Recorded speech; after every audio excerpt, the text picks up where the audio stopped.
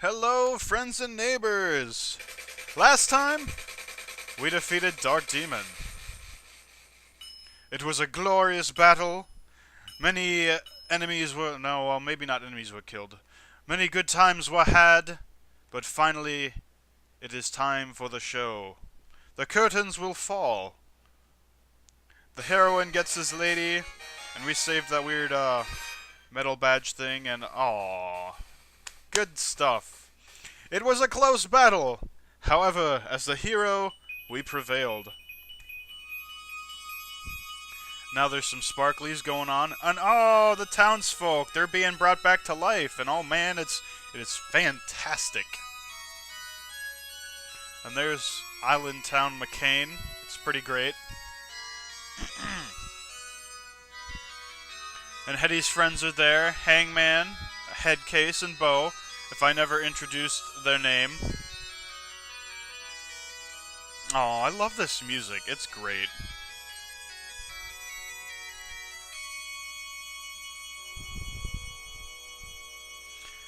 And now, the play is over. The set is being taken down.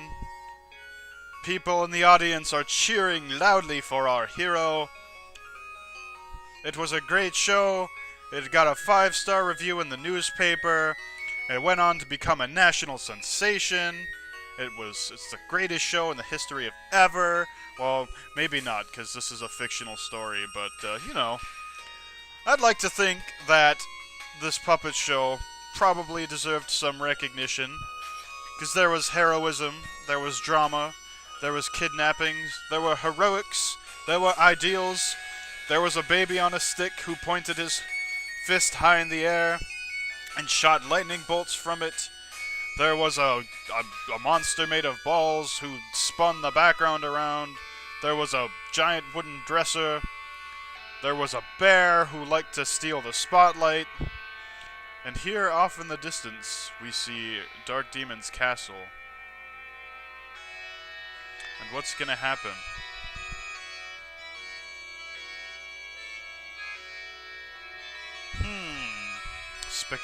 What's that?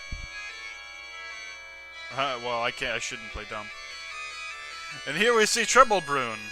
And for some reason, he can be a Mac... See, now, the way they had this, they sort of set it up for a sequel. However, I don't think it was that popular, so it never saw one. And now we have the cast of characters, and even the Rockets have names, like the Wee Spike, and then Spike Town McCain. And then we got the big giant Spike of Death. And here's Mr. Robot Guy. He is the Robo Collector. He has a basket. It's pretty fancy. We got the Yellow Baron of Doom. Excuse me. Here we got some townsfolk. We got Dr. Bob. Dr. Bob, he's pretty amazing. We got Ducky and Mr. Porter. Then we have the soldiers. They were pretty... Uh-oh. Well, that soldier got what he had coming to him. The Magneto Nipple Robot apparently was named Catherine Derringer, and Old McGee, which is the word. This guy, you didn't see him. I might show him to you later as a little supplement to the Let's Play.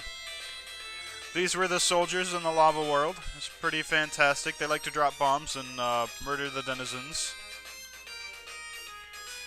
Also, more puppet shows. I don't know why the frog is named Paddock. Isn't Paddock fish?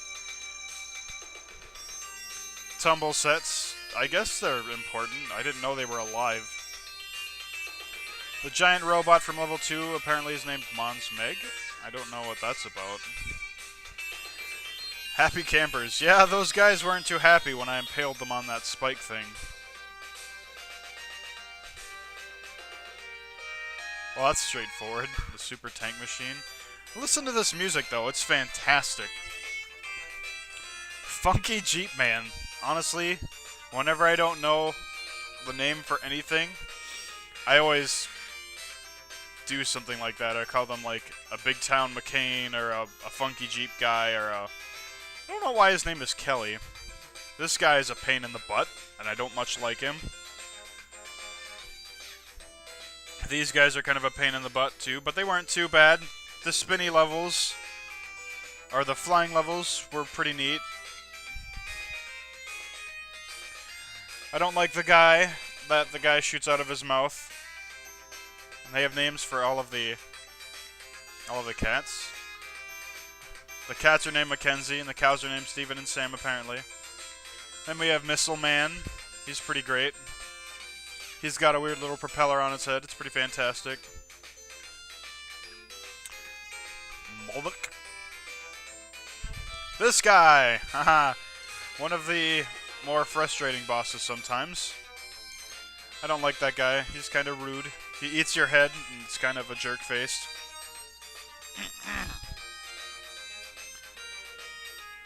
Oh, these guys are kind of neato. Sparky? I guess it makes sense. Considering he does that. He likes to shoot lightning beams of doom. We got that guy who we hardly ever saw. He was used like one time in the game. These guys too. Like the little fan lady. I guess her name is Julian for some reason.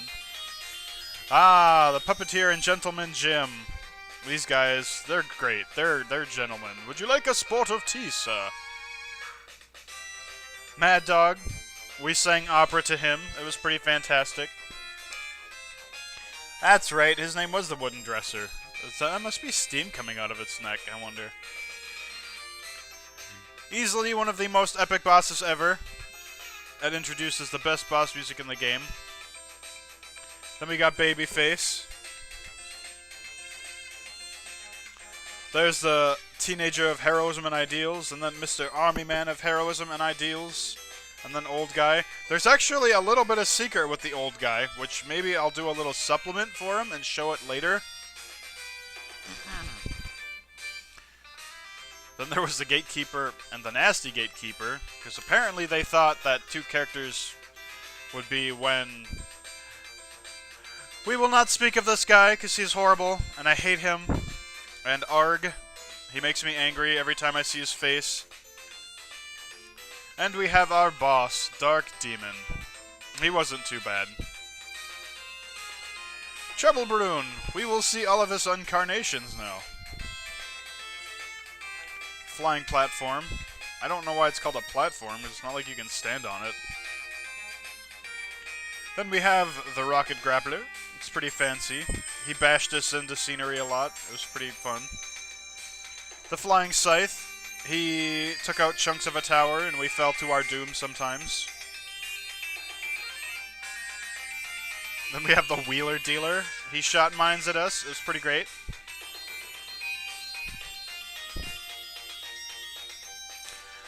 And here's where you learn the name, the Super Finagler. What is finagling anyways? Does anybody know? Apparently that glowy thing up there is a cockpit. That don't make no sense, but whatever. And then we have our supporting cast, Headcase, Bo, and Hangman. And we finally learn the name of our mysterious protagonist, Heather. She likes Headdy a lot. Now, Smiley, we don't know much about him. However, there is a Japanese version, which there is a lot more story involved, and there's a lot of translation involved.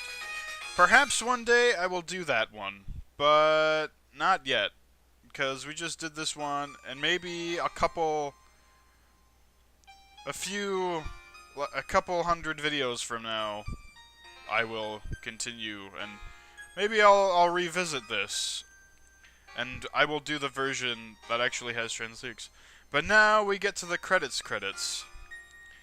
And yep, our producer was Kafuichi. He's a pretty great guy. He likes to go around and look at all of the foliage in the world. We have Masato Miyagawa. He's a pretty neat guy. He likes to wear those masks that you see in the background. We got our programmers, who did a very fantastic job, I might add. However, whoever programmed Twin Freaks can go away, is all I have to say, because that guy was bad. Then we have Kazuhiko Ishida. He's a pretty great guy. He likes to make some snow cones for all of his customers. It's pretty delicious. Then we have our character designers, Koichi Kimura and Makoto Ogino. It's pretty fantastic. But yeah, guys, oh, this game, lots of memories. Just plenty of memories. This game, it stands out amongst the Genesis era, even though it didn't do too well for having memorable characters, mechanics, wacky story, wacky design.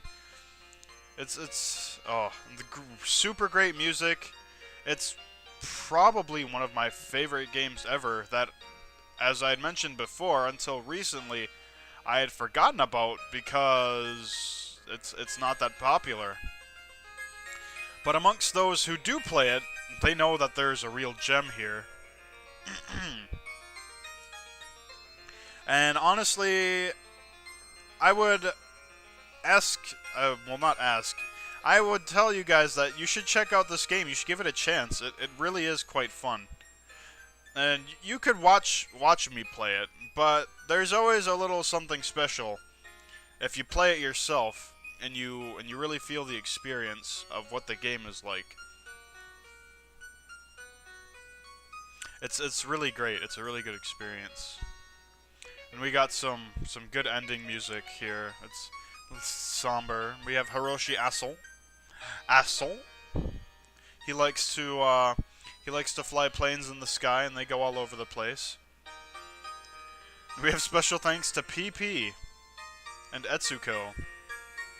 I don't know if those are a separate person or if their name is actually supposed to be PP Etsuko. The interpreters didn't play a big part in the American version. However, they did in the Japanese version, because in the Japanese version, there was actually text. And there was actually a bit of a story behind it. But we're not gonna go over that for quite a while. As far as I'm concerned, guys, we're done with this for quite a while. So I'd had some thoughts about my next Let's Play.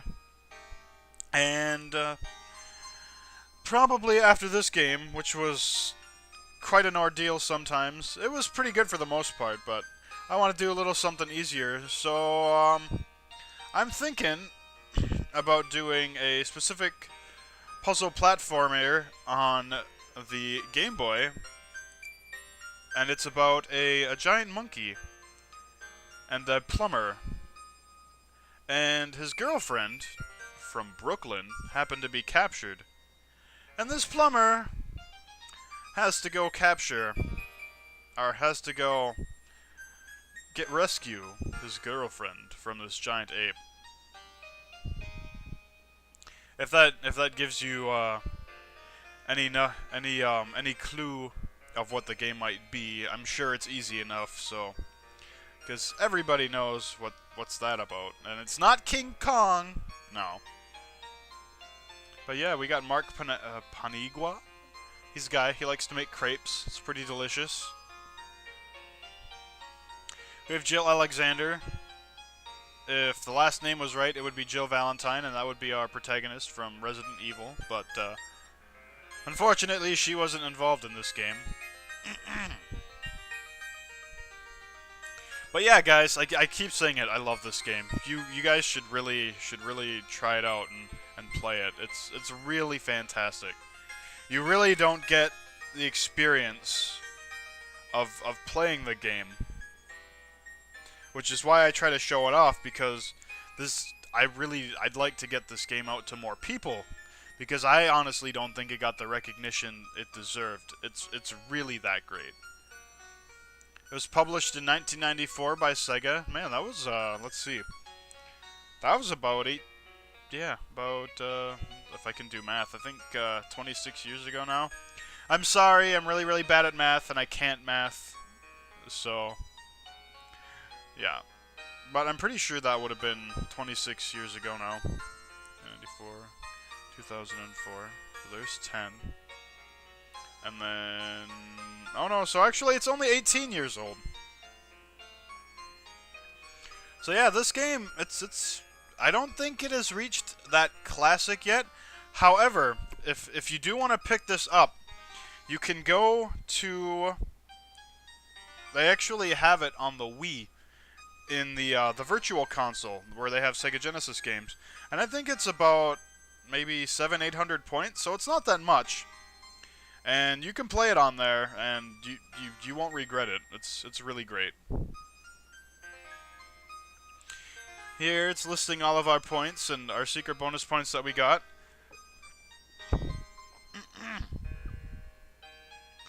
But generally, you don't have to worry about score. But I suppose if you weren't being...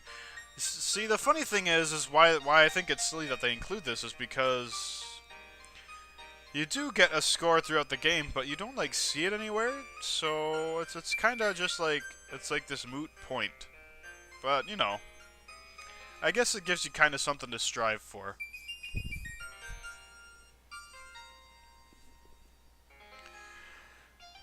Oh man, it is a dreary day here in Michigan, as always. I swear we were in England or something, but no. The summer months of Michigan, pretty wet, pretty rainy. Did I say the summer months? I meant the winter months. Yeah, summer months. What am I? Being silly. Silly. So, we should be able to... Yeah, there's a lot of secret points. However, you don't really have to get them. You don't get anything special if you get all 39 of them. So over the course of this game, we earned 281,000 points. 281,000 points, yep. It was pretty fantastic. We had a great time.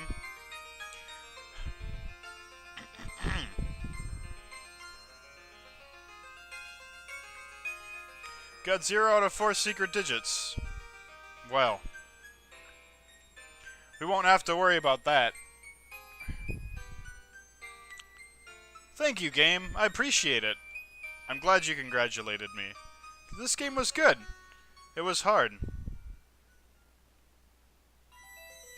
Oh? What's this? Do you remember that basketball game that we played? Where I had to get all of the secret digits? Well, I just so happened to play another game alongside this, and I got all of the secret digits. The game's not quite over yet, folks. We got a little secret bonus thing going on. So, join me next time when we open the safe. Goodbye. Goodbye. Goodbye. Goodbye. Goodbye.